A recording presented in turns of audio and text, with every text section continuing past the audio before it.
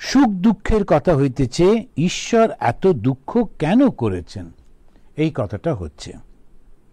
Master Vidyasagar অভিমান করে বলেন, ঈশ্বরকে ডাকবার আর কি দরকার? দেখো, চেঙ্গিস খাঁ যখন লুটপাট আরম্ভ করলে তখন অনেক লোককে বন্দী করলে।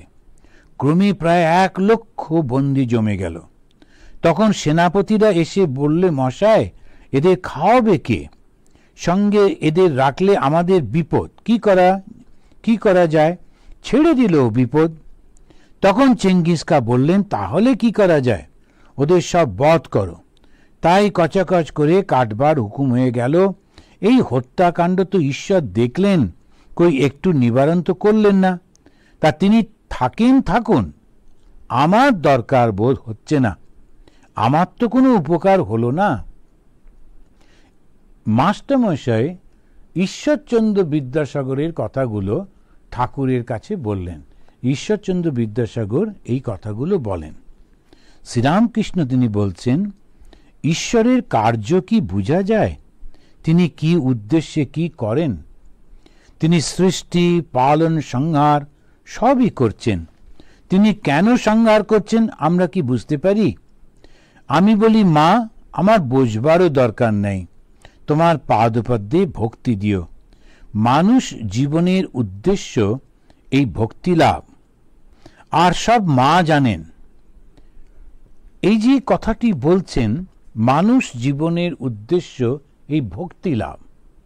আবার আরেকবার বলেছেন যে মনুষ্য জীবনের উদ্দেশ্য ঈশ্বর লাভ, ঈশ্বর লাভই মনুষ্য জীবনের উদ্দেশ্য। তো ঈশ্বরের প্রতি, ভগবানের প্রতি এই যে ভক্তি লাভ, ভক্তি হচ্ছে এই বিশ্বাস। এই বিশ্বাস কি? ভগবানের নানান রকম ক্রিয়া চলতে থাকে, নানান রকম আমরা বুঝতে পারি না কেন এই রকম সব হয়, কখন যে কি হয়, কিভাবে কার সঙ্গে কোনটা জড়িত আমরা তো জানি না। তো সেই জন্যে আমাদের এরকম মনে হচ্ছে সে এই ক্রিয়াটা এই মুহূর্তে আমার চোখের সামনে যে ঘটনাটা দেখছি ওইটা দেখে আমি রিয়াক্ট করছি, কিন্তু ওর পেছনের ঘটনাগুলো তো আমার জানা নেই।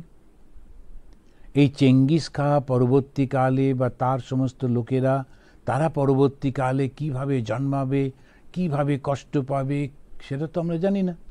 আমরা যখন আবার সেই সময়ে জন্মালাম তখন তো জানি না যে এই লোকটা চেঙ্গিস খাঁ ছিল, এই লোকটা এত কষ্ট দিয়েছে মানুষকে।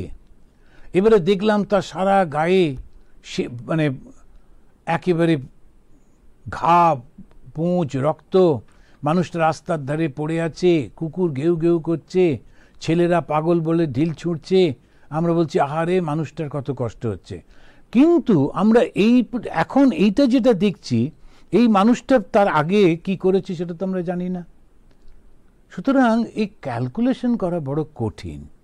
ওইটা ভগবানের হাতে, প্রকৃতির হাতে ছেড়ে দেওয়াটাই ভালো। ওটাই সেই ঈশ্বরের কাছে বলতে হবে যে আমরা বুঝে উঠতে পারি না কেন তিনি হরিণ তৈরি করেছেন, আবার সিংহ, বাঘও তৈরি করেছেন।